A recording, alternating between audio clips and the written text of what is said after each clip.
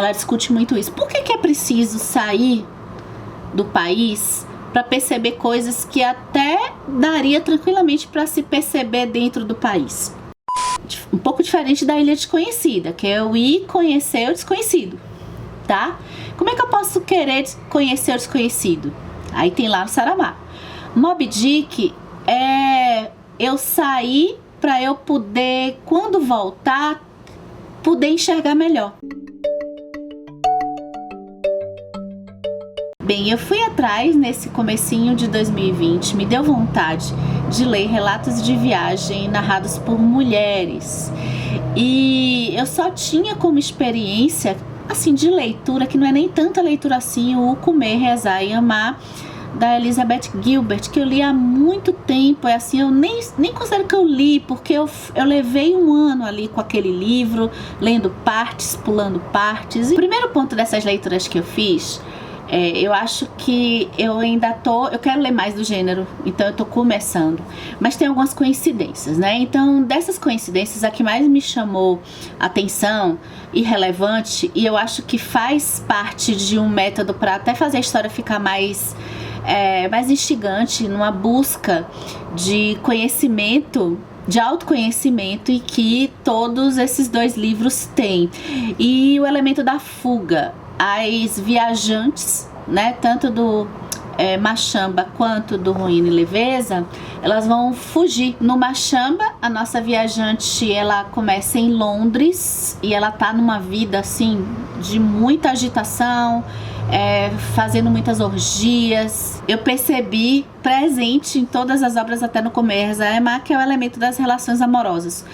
Toda a significação dessa mulher, e aqui também no Ruína e Leveza, pelo que eu notei, tá muito focada em uma relação amorosa lá de trás do passado. Assim, uma das primeiras coisas que eu me questionei depois que eu fui reunir essas duas obras foi que, será que existem relatos de viagem em que o foco eminente da mulher não seja uma questão amorosa? Em Machamba, quando a história avança um pouco mais e aí a narradora, ela sai de Londres, ela sai dessa experiência assim mais sensorial, digamos assim, é quando a gente vai ter mais revelações do passado dela, que foi no interior de uma fazenda de Minas Gerais, em que ela tinha assim, uma relação muito bonita com o pai, porque ambos se interessavam muito por uma enciclopédia de antiguidade clássica. A viajante aqui, ela vai agora visitar, nesse período ainda no início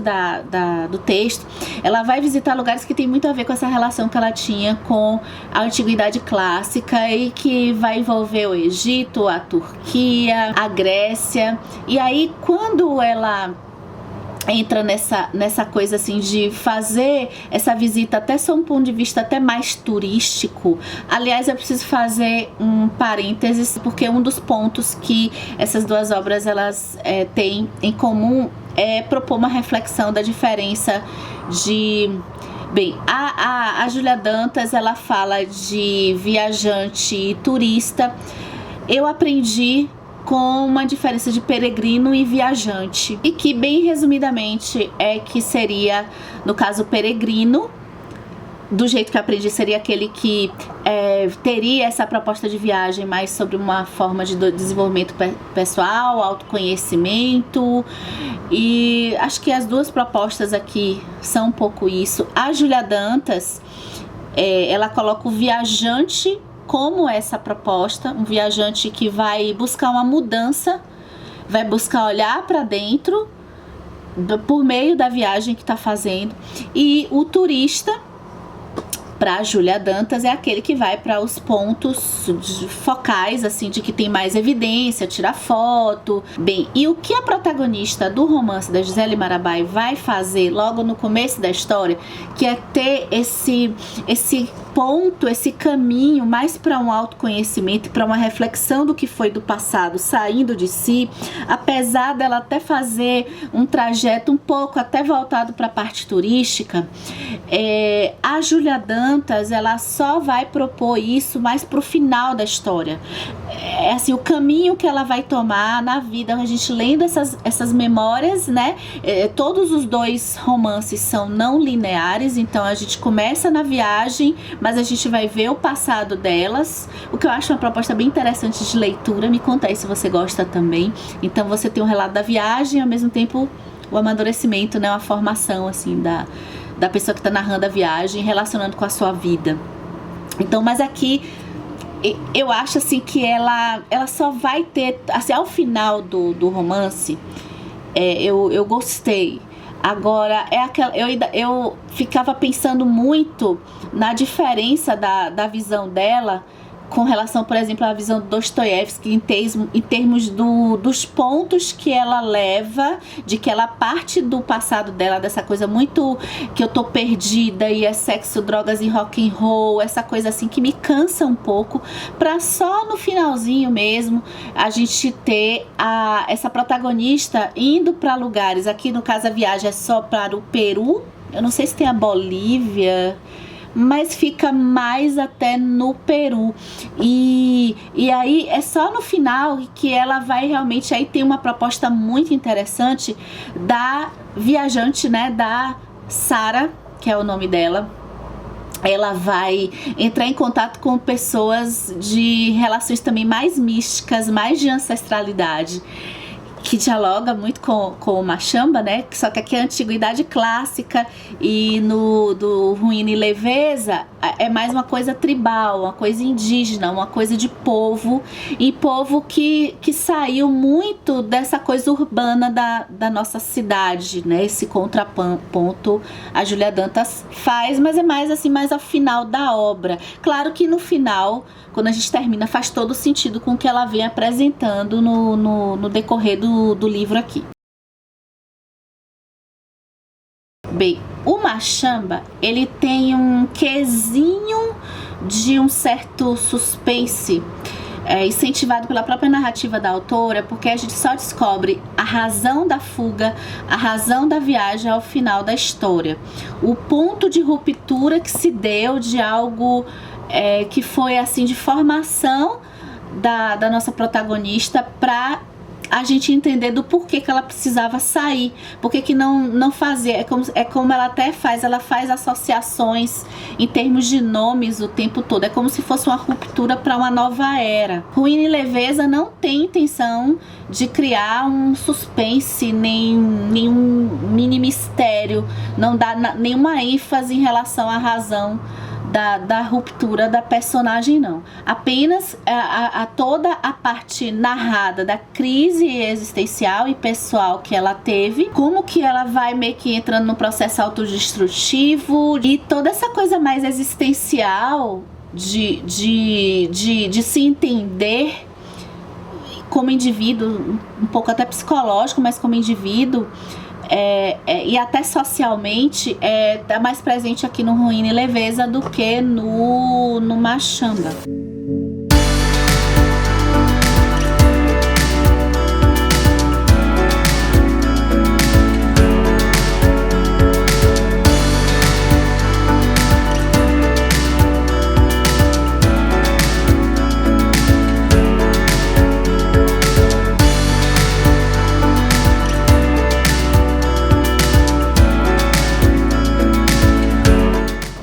Existencialismo, eu preciso falar um pouquinho do Dostoiévski, né? Principalmente quando eu tava lendo o Ruína e Leveza, eu ainda não tava na parte em que a personagem tá mais voltada para a parte social.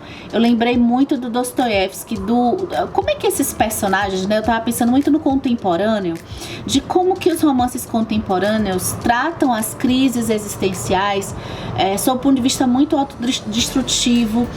A relação amorosa é muito pungente nas personagens mulheres, especialmente.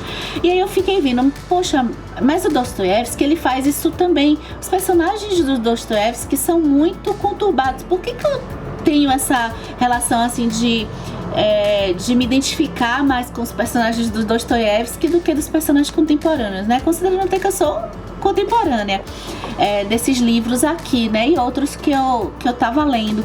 Aí eu fiquei pensando da parte social. é que os personagens do Dostoiévski, eles vão... o Dostoiévski, ele não passa no texto dele, na narrativa dele, o foco da autodestruição. A gente sabe que existe um pouco essa coisa da autodestruição, personagens que têm problemas de alcoolismo, mas eles estão muito mais produzindo dentro deles uma espécie de filosofia voltada para o mundo social, ainda que para eles estejam pensando na própria dor. Então, eu li recentemente o Memória do Subsolo, né? O Memória do Subsolo trata tanto a culpa, trata tanto aquilo que poderia ter sido feito e não foi feito, trata a falta de coragem, às vezes a inaceitação com quem se é, mas trata no sentido também sempre buscando uma coisa engajada socialmente. Ele sempre está relatando assim, olha, mas veja como a sociedade, a estrutura também, meio que até trazendo uma culpa para a estrutura, né? Veja como essa estrutura funciona dessa forma e às vezes eu sou fruto dessa estrutura. O que faz a análise ser mais abrangente para mim, para o meu gosto, né?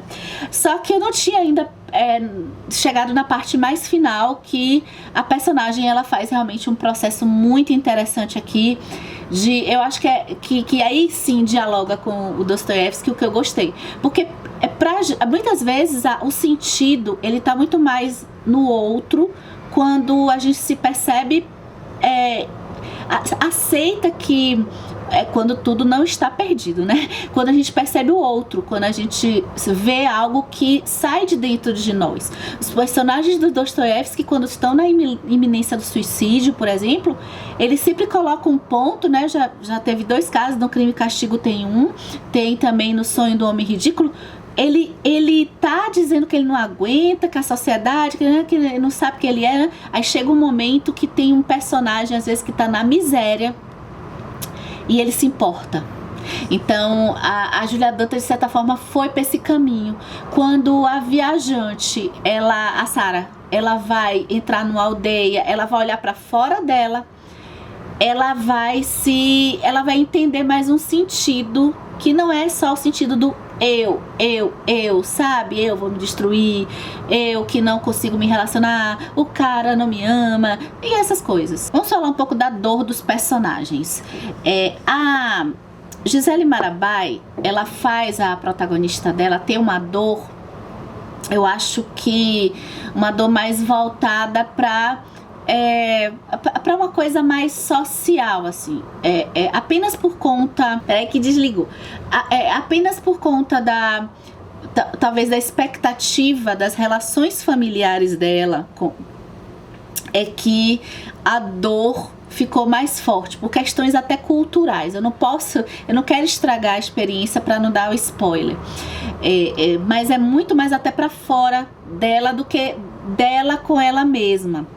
E quanto que a Sarah no Ruína e Leveza, a dor tá muito individual, tá? Até de um jeito assim individualista mesmo. É a dor dela, somente dos sentimentos dela e a relação dela com as pessoas. A relação até dela com as pessoas, ela fica meio que num looping, né? Até quando ela já tá lá com um personagem que é o Lúcio, e que ela tá o tempo todo pensando assim nele de um jeito e até sendo de certa forma submissa aos outros, uma carência extrema. Até nisso ela tá muito focada nela mesma. Agora, uma observação bem interessante é que em ambos os romances, até lá no Comer, Rezar e Amar, eu acho que todas essas questões e essas dores, quando começa assim a história, né, esses dilemas, de todas as 2 histórias, né, que tem no relato da viagem, são dilemas de mulheres brancas burguesas. O texto da Machamba é um texto mais direto, apesar de ter algumas assim, pontos assim de que a gente tem que parar, porque de certa forma remete a uma certa coisa mais poética. Agora, eu até gostei mais do texto da Julia Dantas. A Julia Dantas, ela tem um texto assim bonito, ela tem uma forma de explicar os sentimentos da personagem, que a gente às vezes fica, de queixo caído. Às vezes eu acho que ela viaja demais nisso, porque ela faz uma coisa meio desconexa, porque tem a parte aqui que ela vai narrar os sonhos da Sarah. Aí é coisa só de terapia, porque fica até desconexo pra gente dentro da história. A parte mesmo que ela fala do amor, de como o amor chegou na personagem, eu acho uma forma belíssima. E ao final eu acho que esses textos, o que eu acho legal é perceber pra quê, principalmente aqui o da Júlia Dantas, né?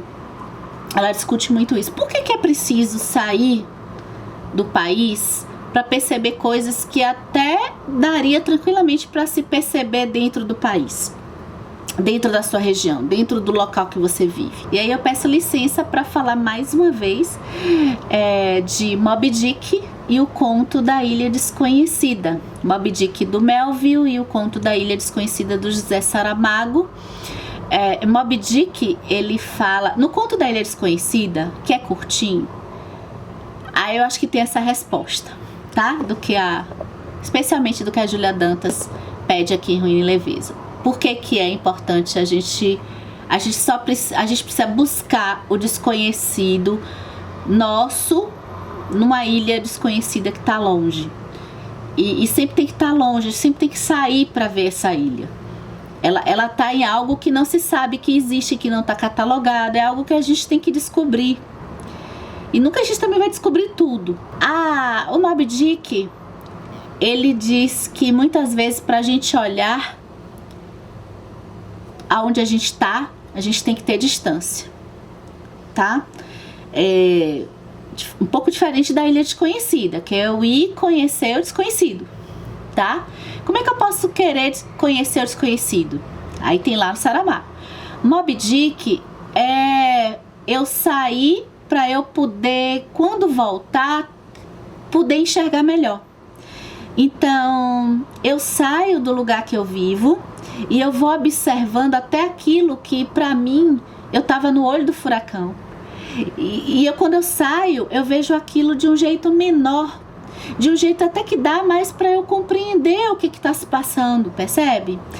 Então, assim, eu acho que temos aí diálogos do Comer, Rezar, Amar, diálogos do Machamba, e a gente tem também tudo isso dialogando com Ruína e Leveza. É isso, me conta aqui o que você achou desse vídeo, o que você pensa sobre viajar, como é que você viaja? Turista, peregrino, viajante? A gente fica por aqui e até o próximo vídeo.